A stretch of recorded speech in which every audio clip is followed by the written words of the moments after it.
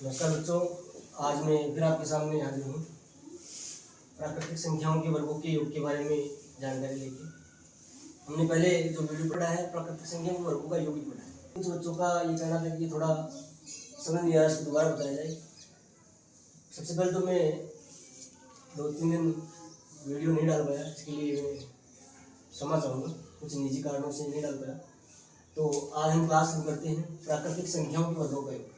दोबारा से इस टॉपिक को एक बार थोड़ा सा पढ़ लेते हैं, जिनकी कोई समस्या है वो दूर हो जाएगी। सबसे पहले प्राकृतिक संख्याओं का जो योग का फॉर्मूला है वो है n bracket n plus 1 bracket 2n plus 1 बटा 6।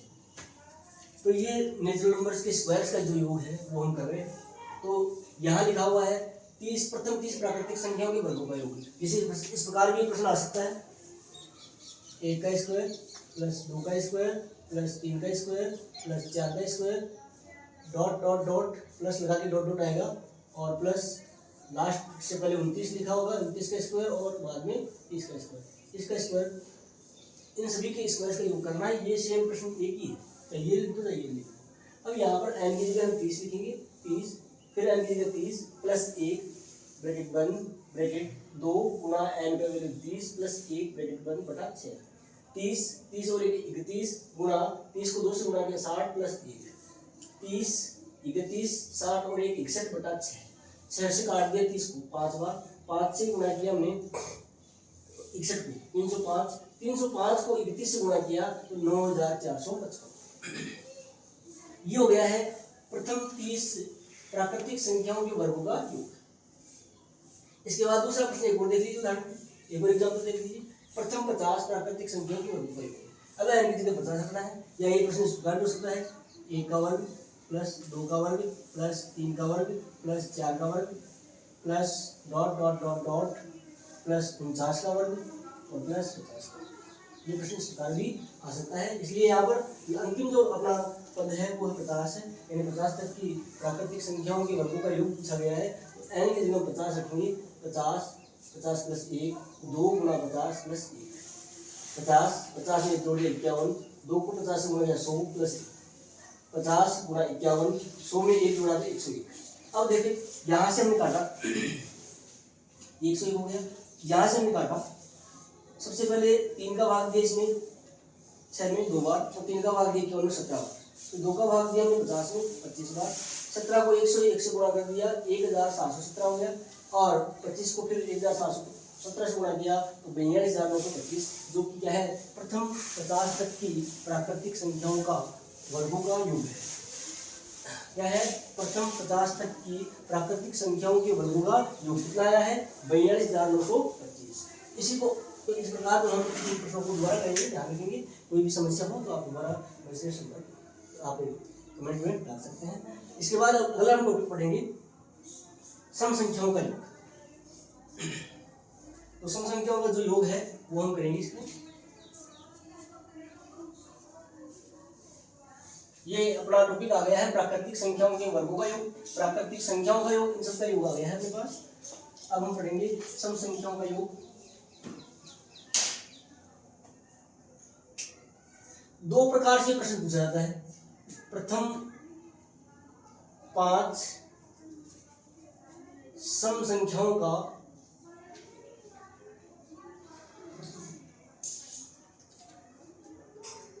योग। एक प्रश्न इस प्रकार ये पूछा जाएगा, प्रथम 5 सम संख्याओं का योग।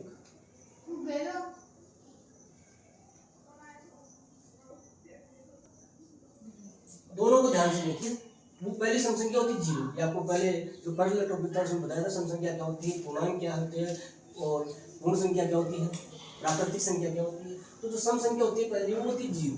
तो पहली 5 कौन सी होगी 0, दूसरी 2, तीसरी 4, तीसरी चौथी 6 और पांचवी 8। लेकिन धनात्मक की बात करें तो 0 धनात्मक नहीं है, न तो 0 धनात्मक है ना ही ऋणात्मक है। तो प्रथम धनात्मक जो पूर्णांक सम संख्या होगी वो होगी 2, दूसरी होगी 4, तीसरी होगी 6, चौथी होगी 8 और पांचवी होगी 10। दोनों में इतना फर्क है। एक में जो अंतिम सम संख्या है वो 8 आ रही है और दूसरे वाले में अंतिम सम संख्या है वो 10 आ रही है। इन दोनों इनका योग होगा कितना 20 और इनका योग होगा 30।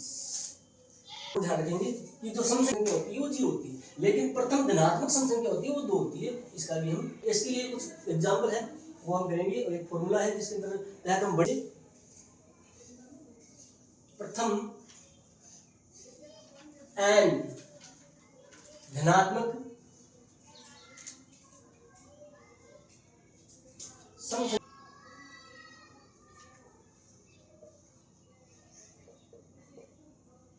n प्लस 1, ये प्रथम धनात्मक n सम संख्याओं का योग है। जैसे प्रथम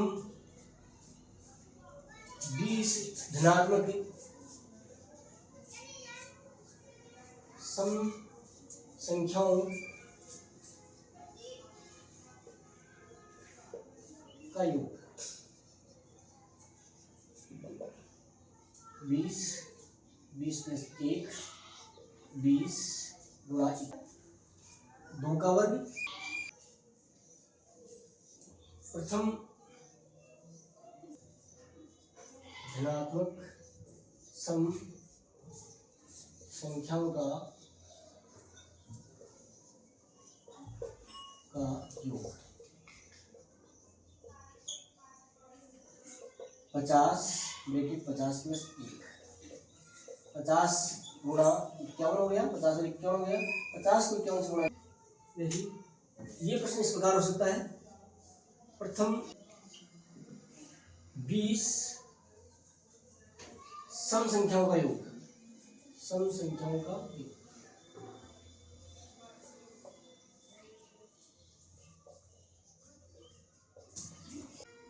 n गुणा n माइनस 1। ध्यान रखिए ये जो है सम संख्याओं का योग है, जो कि वो था प्रथम धनात्मक सम संख्याओं का योग है। इसका आप ध्यान रखेंगे तो ये होगा 20 गुणा 20 माइनस 1 20 गुणा 19 19 गुणा 38, ये होगा प्रथम 20 सम संख्याओं का योग 380। जबकि प्रथम 20 धनात्मक सम संख्याओं का योग है वो 420 है। इन दोनों पे आप ध्यान रखेंगे, जो केवल सम संख्या की बात है उसका फॉर्मूला लेंगे n गुणा n माइनस 1, और यहाँ जो धनात्मक सम संख्या का योग है वो होगा n bracket n plus 1। Minus वाला सम संख्या में है केवल, और धनात्मक संख्या में प्लस का यूज लेंगे, ये भी आप ध्यान रखेंगे, क्योंकि आपको बताया गया है कि जो पहली सम संख्या है वो 0 है और पहले धनात्मक सम संख्या है 2 है। इसी के कारण जो 20वीं सम संख्या है वो 40 है। 20वीं सम संख्या कितनी है? 40 है, इसीलिए इसमें 40 जोड़ेंगे 20वीं, 0 आ गया पहले 20 हो गई, अगर इसमें 20 जोड़ देंगे तो ये 420 हो जाएगा, यानी वही वापस आपको धनात्मक सम संख्या का योग मिल जाएगा। 0 के हटा के अगली वाली सम संख्या शामिल कर लेंगे। ये हो गया सम संख्या। इसके लिए आप आपको कुछ होमवर्क देता हूँ, ध्यान रखेंगे, ये आप करेंगे। कोई प्रश्न में कोई समस्या हो तो आप बताएंगे। प्रथम 10 सम संख्याओं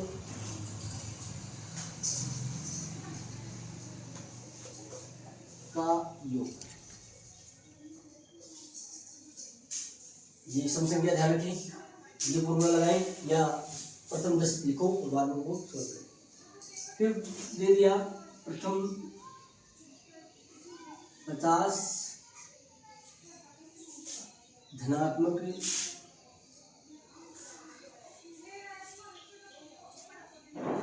सम संख्याओं का योग इस प्रकार होगा। फिर पूछ लिया प्रथम 40 सम संख्याओं का योग,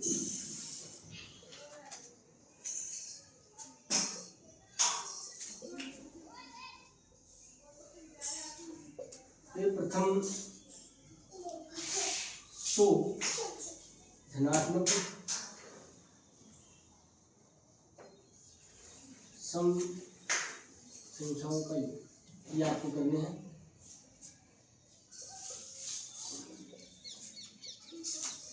अब कुछ लोग कह सकते हैं बुक में तो ऐसे दिया हुआ है कि सम संख्या को इसी से निकाला हुआ है, ये गलत है। सम संख्याओं का योग जो होगा इससे निकलेगा, धनात्मक सम संख्याओं का योग इससे निकलेगा, क्योंकि बुक में जो है जब एग्जाम में प्रश्न आता है वहां ये समस्या आती है कि वो आंसर वो इसको नहीं मानेगा, वो आंसर इसी वाले को मानेगा, बुक वाले पर नहीं जाएंगे आप कि बुक में तो ऐसे दिया हुआ है सम विषम संख्या का योग इससे निकाल दिया है, ये गलत है।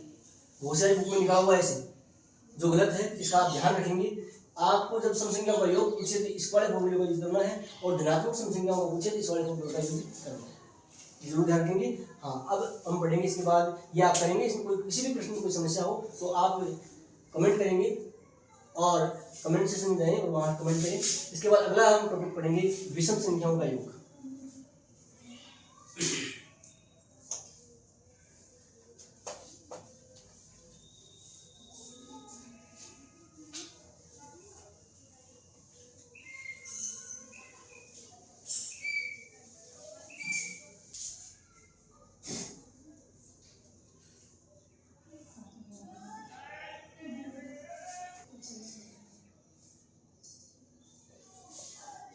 विषम संख्याओं का योग, इसके लिए फॉर्मूला है n स्क्वायर। प्रथम n विषम संख्याओं का योग जो है n स्क्वायर है।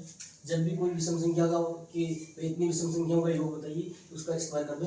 विषम संख्याओं का 20 विषम संख्याओं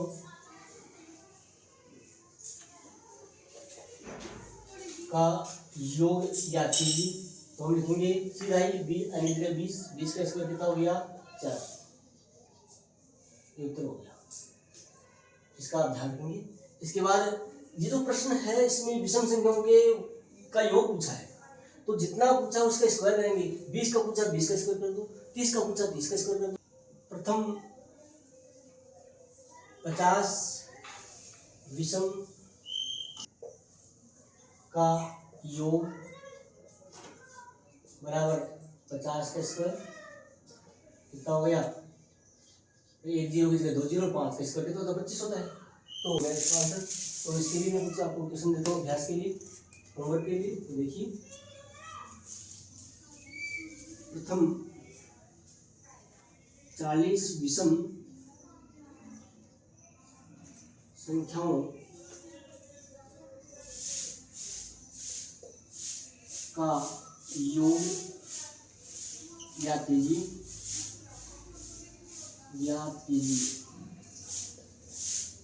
प्रश्न नंबर 2, प्रथम 59 का योग ज्ञात कीजिए।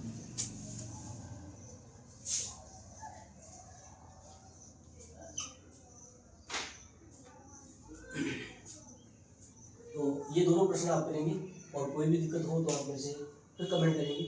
अगला अपना टॉपिक है इन्हीं का औसत, इनका हम औसत भी ज्ञात करेंगे।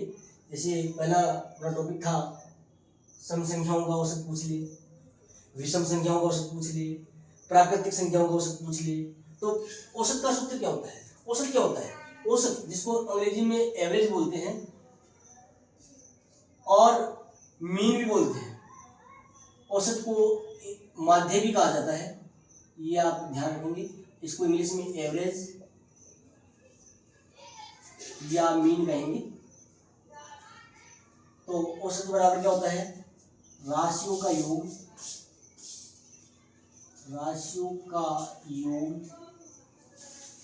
बटा राशियों की संख्या।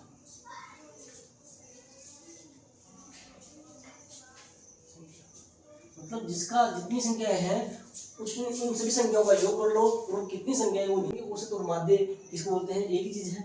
ऐसे एवरेज और मीन एक चीज, दोनों तीनों टॉपिक, 3 टॉपिक अपने करेंगे आज। कौन सा? प्राकृतिक संख्याओं का औसत। तीनों टॉपिक 3 टॉपिक अपने करेंगे आज।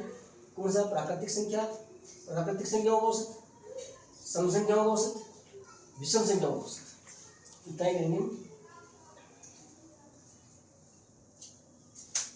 हाँ, एक होता है पूर्ण संख्याओं का औसत, या दूसरा है प्राकृतिक संख्याओं का औसत। तो सबसे पहले याद औसत निकालने से पहले आप योग पर ध्यान देंगे कि प्राकृतिक संख्याओं का योग क्या होता है। योग प्राकृतिक संख्याओं का योग क्या होता है, n ब्रैकेट n प्लस 1 बटा 2, ये योग होता है। अब इस योग में उन संख्याओं का भाग दे दिया जाए, इस योग में अगर उन संख्याओं का भाग दे दिया, कितनी संख्याओं का योग है ये, n प्राकृतिक संख्याओं का है। कितनी का है, n तक की प्राकृत संख्याओं का योग है। तो योग में अगर हम n संख्याओं का भाग दे देंगे तो ये औसत आ जाएगा। n संख्याओं का भाग दिया योग में, देखो यहाँ पे औसत क्या होगा, n ब्रैकेट n प्लस 1 बटा 2, ये तो योग था, इसमें भाग दिया n का, तो n से n कट गया, n से n कट गया तो योग क्या आया, n प्लस 1 बटा, ये प्राकृतिक संख्याओं का क्या है, औसत है, n प्लस 1 बटा। इसी प्रकार जो है पूर्ण संख्याओं का औसत भी निकाल सकते हैं। तो सबसे पहले योग जो होता है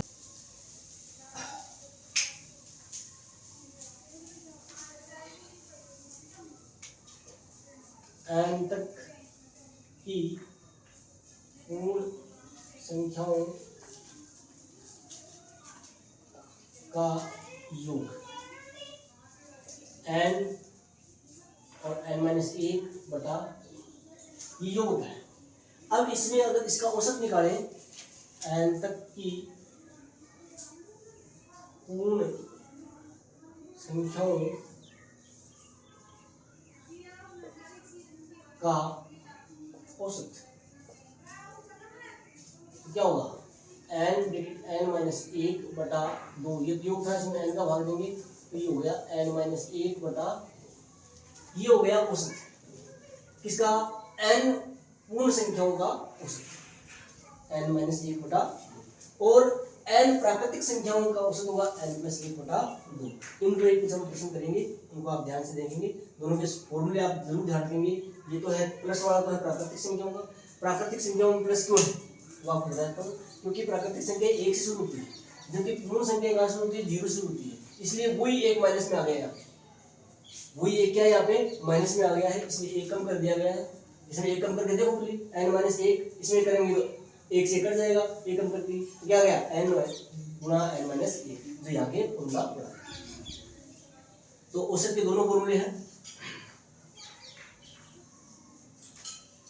पूर्ण संख्याओं का औसत आया है n माइनस 1 बटा 2, और प्राकृतिक संख्या आया n प्लस 1 बटा, दोनों को आप ध्यान से देखेंगे,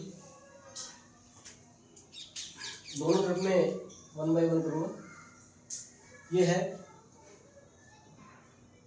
n तक की पूर्ण संख्याओं का औसत क्या है, n माइनस 1 बटा, दूसरा है n तक की प्राकृत संख्याओं का औसत n प्लस 1 बटा, ये दोनों ही आपके फॉर्मूले हैं, तो इसका आप ध्यान, प्रथम 20 पूर्ण संख्याओं का औसत और प्रथम 20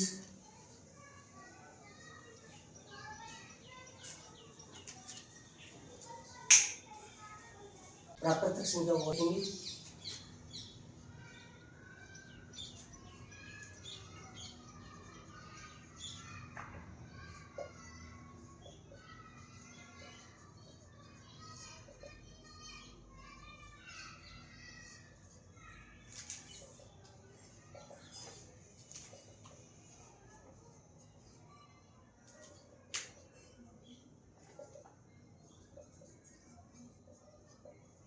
अब दोबारा ध्यान दें, इसमें प्रथम n पूर्ण संख्याओं का औसत फॉर्मूला ये है n माइनस 1/2। प्रथम n प्राकृतिक संख्या का औसत ये है n प्लस 1/2। तो प्रथम n की जगह 20 रखेंगे। प्रथम 20 पूर्ण संख्याओं का औसत 20 माइनस 1/2 19 19/2 19 में 2 का भाग दिया 9.5। जबकि प्राकृतिक संख्याओं में n की जगह 20 रखेंगे तो n प्लस 1/2 इसका फॉर्मूला है प्राकृतिक संख्याओं का औसत का सूत्र है। तो n की जगह 20 रखेंगे 20 प्लस 1/2 21 21 में 2 का भाग दिया 10.5। ये हो गया। दोनों ध्यान दे, दोनों तरफ देखेंगे, एक में क्या है माइनस है, एक में प्लस। जो कहाँ से बना है और देखिए, प्रथम 40 पूर्ण संख्याओं का औसत 40 माइनस 1/2 39/2 2 का भाग देंगे 18.5। इधर प्रथम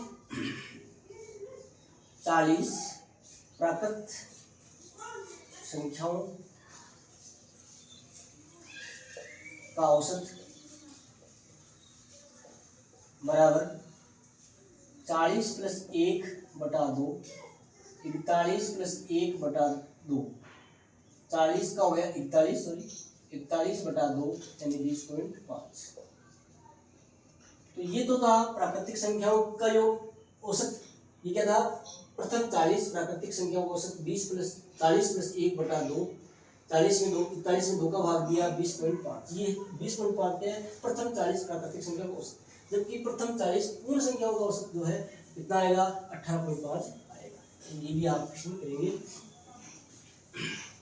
तो इसके होमवर्क में आपको प्रश्न लिख देता हूँ 2-3, आप ये प्रश्न करेंगे।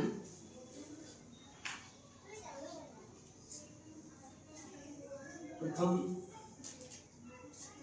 25 पूर्ण संख्याओं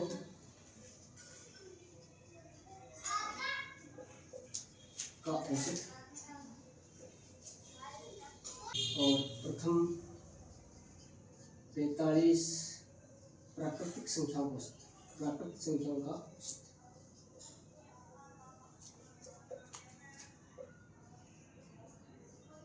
ये आप प्रश्न करेंगे। तो कोई भी प्रश्न में कोई समस्या हो तो आप ऐसे कमेंट सेक्शन में करेंगे और आपको नंबर दिया है, यहाँ पर भी आप संपर्क कर सकते हैं 9649379371। यहाँ भी आप कोई समस्या हो तो संपर्क कर सकते हैं इस नंबर पे। केवल व्हाट्सएप करके ही आप सुन डालें, वीडियो के अंदर आपको मिल जाएगा कोई भी जवाब है। इसके बाद ये तो हो गया अपने पूर्ण संख्याओं का औसत, प्राकृतिक संख्याओं का। अब सम संख्याओं का औसत और विषम। जो लेसन है एवरेज जो चैप्टर है उसका है, लेकिन मैंने यहाँ इसलिए लिया है क्योंकि मैंने प्राकृतिक संख्या, पूर्ण संख्या, सम संख्या, विषम संख्या पढ़ ली है, तो वहीं पर अपना कर लें तो वो जल्दी ज़्यादा बेटर रहेगा, इसलिए मैंने यहाँ किया है। तो अब है प्रथम n सम संख्याओं का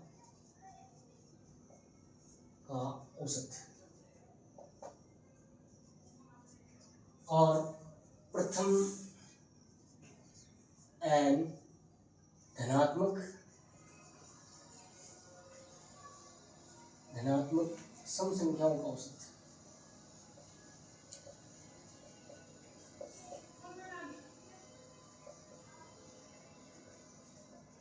तो अभी हमने योग पढ़ा था, n सम संख्याओं का योग पढ़ा था, n ब्रैकेट n माइनस 1 ये पढ़ा था, और धनात्मक सम संख्याओं का योग पढ़ा था हमने n ब्रैकेट n प्लस 1। ये जो है हमने दोनों के योग पढ़े थे। अगर इसमें इसका, क्योंकि औसत क्या होता है, राशियों का योग बटा राशि की संख्या। राशियों का योग तो ये आ गया n का योग है। अगर इसमें संख्याओं का भाग लगे n का तो ये आ गया सम n सम संख्याओं का औसत आ गया n माइनस 1। तो n सम संख्याओं का औसत है n माइनस 1, और अब इसमें भी राशियों का संख्या का भाग देंगे n से कटेगा n प्लस 1, तो ये आ गया है धनात्मक n सम संख्याओं का औसत। दोनों के औसत आ गए हैं। एक में केवल सम संख्या का औसत उसमें है n माइनस 1, और धनात्मक सम संख्या का जो औसत है उसमें n+1। यहाँ भी हम ध्यान देंगे और इस चैप्टर को हम जो पूर्ण संख्याओं से, सम संख्याओं से, विषम संख्याओं से जो कनेक्टेड है, जुड़ा हुआ है, उसके सभी अभ्यास प्रश्न कर रहे हैं। तो उसमें आपको कोई भी समस्या ना आए, इसलिए मैं एक एक चीज़, छोटी छोटी चीज़ें मैंने यहाँ पे ली है और आपको सामने रखी। तो प्रथम n सम संख्याओं का जो औसत है, जैसे पूछ लिया प्रथम 20 सम संख्याओं का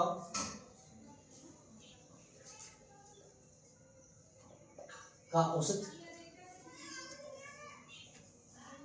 तो 20 - 1 बराबर 19। और प्रथम 20 धनात्मक सम संख्याओं का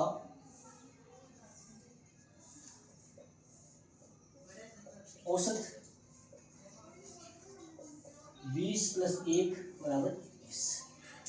दोनों ही प्रश्न एक ही है, बस एक धनात्मक का जो जुड़ा हुआ है उस पर आप ध्यान देंगे। बुक्स में शायद हो सकता है ये सही नहीं किया गया हो, इसलिए आप जो एग्जाम में क्वेश्चन आता है उसमें ये समस्या आती है। ये 2007-8 में ये प्रश्न 10th क्लास में आया था।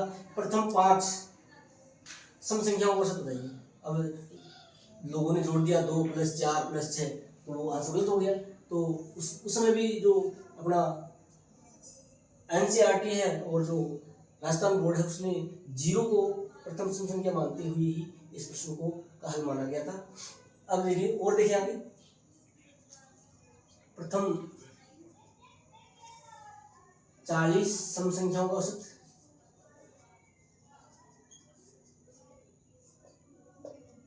औसत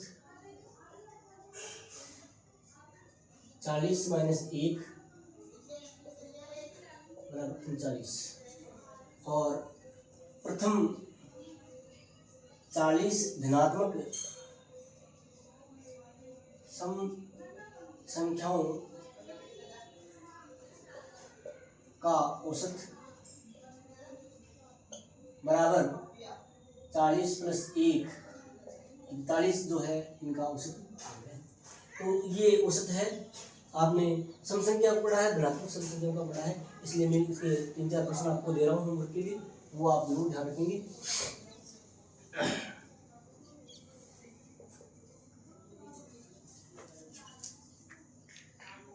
प्रथम 25 सम संख्याओं का औसत,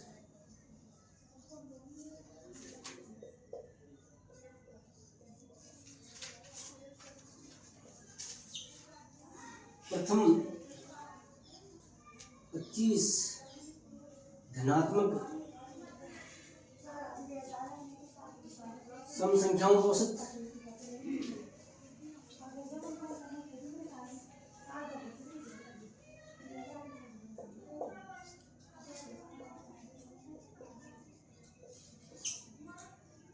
प्रथम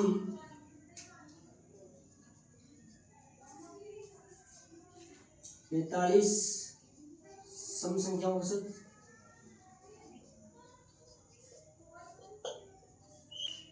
45 धनात्मक सम संख्याओं का औसत। ये चारों प्रश्न आप करेंगे। फिर भी कोई समस्या है तो आप मेरे से यूट्यूब पर कमेंट करेंगे, कमेंट सेक्शन में जाएं और कमेंट करें। अगला जो अपना टॉपिक है इसी से जुड़ा हुआ एक और लास्ट टॉपिक है,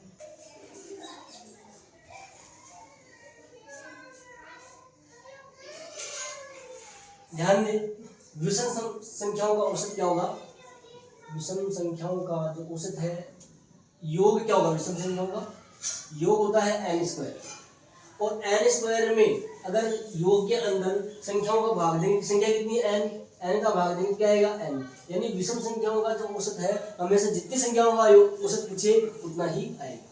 जैसे यहाँ मैंने पूछा प्रथम 20 विषम संख्याओं का औसत क्या है, तो n की वैल्यू 20 ही आएगा। और प्रथम 40 विषम संख्याओं का औसत होगा वो 40 ही होगा। जितनी संख्याओं का औसत पूछे, विषम संख्याओं का औसत पूछे, उतना ही उसका आंसर होगा। ये आप भी ध्यान रखेंगे। और इन प्रश्नों को जो होमवर्क में जो प्रश्न दिए हुए हैं, प्रथम 25 विषम संख्याओं का औसत ज्ञात करें, प्रथम 40 विषम संख्याओं का औसत ज्ञात करें, याद करेंगे। उसमें कोई समस्या मेरे को नहीं लगता कि होगी। और इसलिए वाले समय तक बने रहे, धन्यवाद करूँगा और इसका ध्यान रखेंगे और सभी इसको सोल्व करके दोबारा मुझसे संपर्क